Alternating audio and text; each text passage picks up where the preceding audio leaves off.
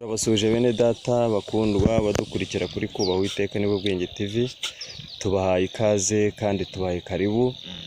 Jewe nitwa Rusine Emmanuel, shimiye Imana ko iduhaye akanya keza ko kugira ngo tubane mu mwanya w'ijambo ry'Imana. Mwese abakanze subscribe turabashimiye, ababana natwe ko bwije no ko bukeye mugakoresha ubutunzi bwanyu. Imana ibaha umugisha, n'abatarayikanda namwe muyikande kandi musangiza abandi. Ni byiza ko umuntu yandika ugatanga igitekerezo cyawe cyungura abandi, cyangwa se bitagenda neza bigakorwa neza kugira ngo abandi barusheho kunguka. Imana iguha umugisha, nawe dusengera Imana iguha umugisha, wowe tujye tugira inama Imana iguha umugisha, mwese ku nkunga yanyu Imana ibaha umugisha.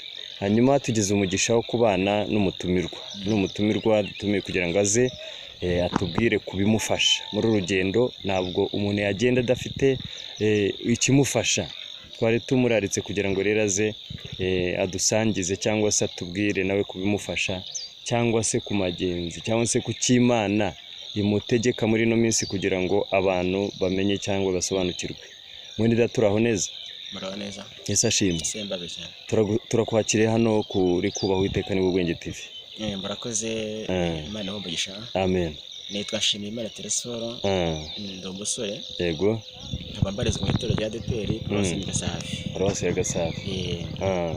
Hanyuma nanjye nshimira Imana ko ngeze aha ngaha kuri umuyoboro n'ubundi Yego. Kubaho Iteka Nibwo Bwenge TV. Ndabanza guhinashya bene data bose bari mu isi yose, nk'uko bivuga ngo twese duhuje imibabaro.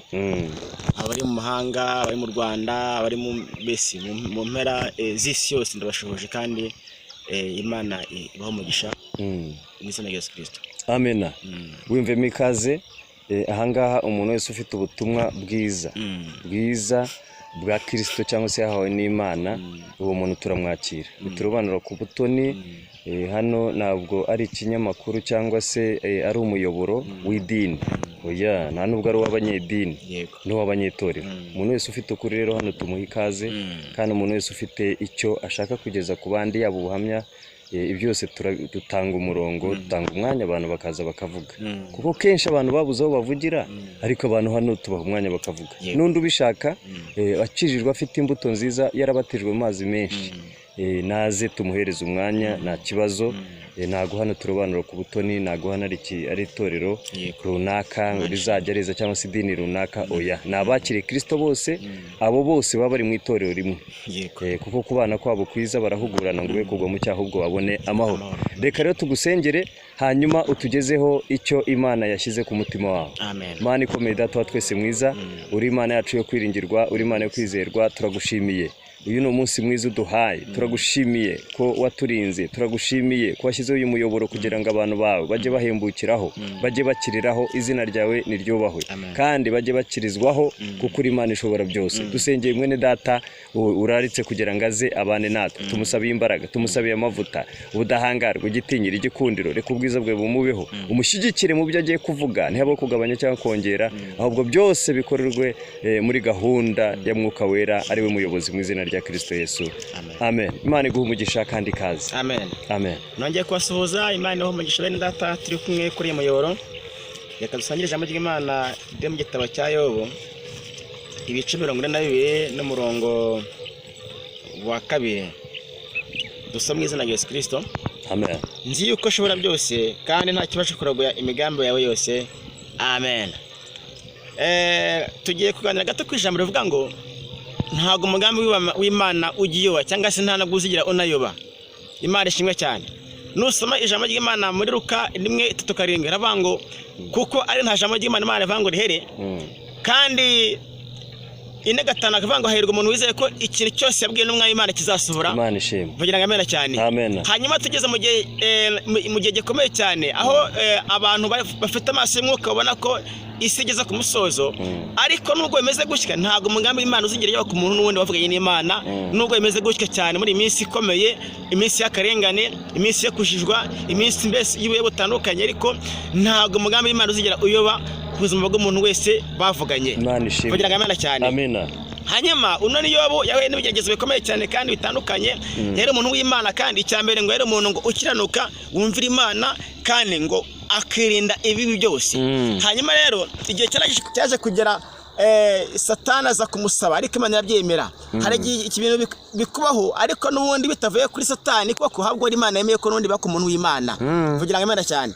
Hanyuma Yobu aza guhura n'ibigeragezo bikomeye cyane, aza gupfusha abana, afusha amatungo, afusha mbese ingamiya, abura mbese ibintu byose yari afite arabibura, ariko akomeza kubaha Imana kugira ngo Imana cyane.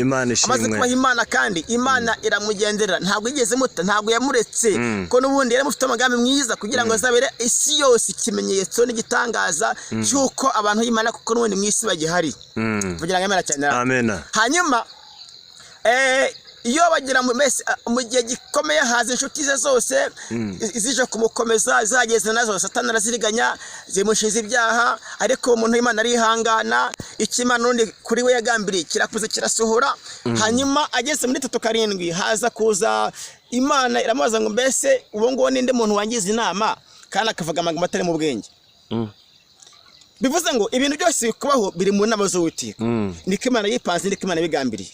Nubwo muri iminsi abantu benshi bari kujerajara, bari kujya hirya no hino bajya mu byitwa Imana reka atari Imana y'ukuri, ariko n'ubundi Imana yavuze kizasura ku bantu bayo, kandi abantu bari maso bazi neza ko n'ubundi Imana irimo ikora ibikomeye cyane. Imana ishimwe kugira ngo Imana cyane. Amen. Nubwo muri iminsi abantu bari gufunga insengero, ariko hirya no hino mbese abantu bacitse uruhondogoro ngo bafuze insengero ngo byakise, ariko nta cyakise, nta cyabaye kuko ntago zino ari insengero zafunzwe, hago hafunzwe amazu yo gusengeramo. Nta n'umuntu ugeze aca n'ubundi gusenga, ahubwo yaciye guterana kugira ngo Imana cyane. Abantu bari maso, abantu bari maso, tuzi neza ko iki ngiki ari igihe cyo gukora kw'Imana, ko Imana iri mu kazi cyane. Yego. Haleluya. Amen. Hanyuma ntago umugambi w'Imana uzigera uyoba, nta nubwo uzigira n'ubundi uburizwamo, ntago byakunda ko iteka Imana izirikana icyo yavuze ku muntu wayo. Imana ihimbazwe cyane. Imana yabwiye Aburahamu ngo nave muri Uri y'Abakaludaya, asige inzu ya se, asige se na nyina, asige n'ibintu byose yari afite, ngo ajye Imana izamwereka. Ahageze ngarahatura. Hanyuma Bibiri tugira ko n'ubundi ngo Imana yashika mubwira ko n'ubundi izamugira zikareka mu mwana, kandi kabana n'ubundi bazaturaho ngo ikarane yari mushize. Hanyuma byaje kugera cyane biratumbagira mu myaka myinshi, abarabaza gusaza, aza gusiga Isaka nawe arasaza, asiga Yakobo nawe arasaza, asiga mbese abahungu be bose 12. Hanyuma ariko ikimana yari yabwiye muzi Aburahamu n'undi cyaje gusohora nabugingo n'uyu munsi. Haleluya cyane. Amen. Ntago umugambi w'Imana ntago uzigera yaba ku muntu w'Imana. Niba warasenze Imana ukayizera, ukayikiranukira kumanywa nijoro, ntago uzigera uyoba. Ikimana kuzanye iki n'ukurinde cyane gisa nacyo, ukagendera mu nzira z'Imana, ntusige mbese inkingi y'igicu. Muri iminsi dufite abantu benshi bari gusiga n'ubundi inkingi y'igicu cyangwa se bari gusiga Imana, ko abantu Abisirayeli bavuye muri Egiputa bageze mu butayu, hari inkingi y'igicu yajyaga ibayobora. Ku manywa kabera inkingi y'igicu, n'ijoro kabera inkingi y'umunyu. Hanyuma kandi iyo nkingi yajyaga ibayobora mu rugendo rwabo yari Kristo Yesu, nk'uko natwe Musa ari utuyobora kugira ngo Imana cyane. Hanyuma utegetswe cyangwa se ubujijwe kutagenda inkingi igihagaze cyangwa se n'undi yakurindiriye. Niyo inkingi igeze hano igaparika, ntago yemere kwisiga, ahubwo ni mugumane. Wagera mu nzira n'ubundi igaparikamo n'ubundi uyisiga n'ubundi ihangane. Wagera mu bukode bukakuha karande ihangane wisiga inkingi y'igicu. Wagera mbese mu nzara, wagera mu bigeragezo bikomeye cyane cyangwa se bitandukanye, wisiga inkingi y'igicu. Ibahangane n'ubundi ntago umugambi w'Imana uzigera uyabakuza umugambi. Imana ishimwe kugira ngo Imana cyane. Amen. Hanyuma bene data mube maso kandi mukomere, kuko iki ngiki ni igihe cyo gusenga, ni igihe cyo kwiyezwa, ni igihe Imana irimo yeza umugeni, ni igihe Imana irimo icyura abantu bayo, kuko ni igihe gikomeye cyane gishishana tekarengane. Niyo mpamvu rero mukomere kandi mugwiza imbaraga z'umutima. Nusoma urwandiko rwa mbere rwa Petero 5:7-8 yarabaza ngo muyikoreze amaganya yanyu yose, kuko ngo icyambere ngo yitakire mwebwe. Imana ishimwe. Hanyuma 8 ngo kandi nuko ngo mube maso, mwirinde ibisindisha, ngo kuko ngo umurezi wanyu Satani azerera nk'intare yivuga ashaka kumuraconcomera. Hanyuma iki ni gihe cyo kuba maso cyane, aho umuntu wese ari akaba ari urusengero rw'Imana, ko ntago bafunze isengero, ahubwo bafunze amazu yo guteraniramo. Ariko isengero ni twebwe abantu bamenye Imana. Hanyuma ahantu ukorera, aho ugenda, niba ufite icyarahani hariya, mbese ahantu ucuruza agataro, aho ucuruza inyanya, aho ufite butike, ugomba kuba uri urusengero rw'Imana, kuko Bibiliya iravuga ngo urusengero rw'Imana urwera, kandi ngo urwo rusengero ni twebwe twakijijwe. Imana ishimwe kugira ngo Imana cyane. Amen. Hanyuma kandi Bibiliya ikavuga ngo hanyuma ngo umuntu utse mu rusengero Imana izamutsemba. Hanyuma Imana idufashe nanjye ifashe igufashe wewe dukurikiye we gutsemba urusengero rw'Imana ko muri minsi hari abantu bari gutsemba urusengero bari kujya mu bidafite umumaro bari kwiyagiza bari kwihindura amasura ariko barajya nkubwire ngo nibutsemba urusengero rw'Imana nushaka kwagarukiraho ngaho n'ubundi kuko Imana yavuze ntago kizayoba kizakata n'ubundi kizakugeraho abari cyiza abari kibi kizakugeraho Imana kugeneza cyane. Haleluya. Amina. Turi gusatira umusozo gira nkubwire ngo ntago umugambi Imana uzigera yoba. Ntago uzayoba Imana yavuze ukugengera kose kizaba. Hanyuma muri minsi irinze kugamburura rero mwene data. 24 imigani 10 haravanga mbese n'ugamburura makuba gukomeroke kubaye iki kubaye ubusa. Ihangane nubwo abantu benshi bari kujarajara bari gutentebuka bavuga Imana ndigikora ngabahanuzi baratubeshe Imana nta hasi nta gikibaho ariko bene data mugwiza imbaraga niba Imana mwaravuganye kuko kandi mwaravuganye kuko warayumvishe ko Imana yakubwiye icyo mwavuganye ntago izakureka ntago izajye kuraho ntago izajya hagarika kizasohora uko byengera kose Imana ntabwo icyo yorokeje cyane. Haleluya. Ugambi w'Imana nuyoba ntago uzayoba ntago uzayoba nimba yarakubwiye ngo izakurinda uko byengera ko izakurinda biye bikomeye biye byoroshye haza intambara haza abarozi haza imbaraga zose z'ubutwara bw'umwijima uko bizagenda kose izakurinda ntago umugambi Imana uzigera uyoba ku muntu wasenze Imana himbazwa. 22 zabari dusoza harabaza ngo nubwo ni Dawidi yavuze avuga amagambo akomeye avuga ngo Mana ntakira kumanywa nijoro ntusubize nkagushaka mbese iminsi yose ntusubize ngariko nubwo utanyiyeka nubwo nakubona nubwo nakumva ngari kuracyari wera kugira ngo amena cyane nubwo muri minsi abantu benshi bari kwivangavanga abandi bari kuvuga ukuri n'ibinyoma benshi bacitse bese n'ubundi mu nzira z'agakiza bari mu nzira z'ibinyoma gusa bari kugoreka bari kuvuga ibiterekeranye ariko Imana irakera kandi abantu tuyizi neza n'ubundi tuziko Imana yera kandi ko n'ubundi igihare kandi ko itugose kugira ngo amena cyane. Imana duhana umugisha mwene data weho n'ubundi udukurikiye Imana igumugisha tugiye gusoza ducumikira hanga hano n'ubundi tuzakomeza n'ubutana kibazo hanyuma ariko wakira umugisha w'Imana weho dukurikiye uri mu Rwanda uri mu ntara itandukanye hanyuma uri hanze y'igihugu mbese no kumera y'isi ko tuzineza ko Imana ihagera Imana igumugisha cyane reka musengere Imana hanyuma wumve ngo ntago umugambi Imana uyoba kuzamagawe ntago byakunda. Imana igumugisha kwambika imbaraga gukomeze ahantu hose mbese uri utegereze Imana uhirindire Imana none mwavuganye izagisoza uko ugengera kose. Murakoze cyane Imana ibaho umugisha.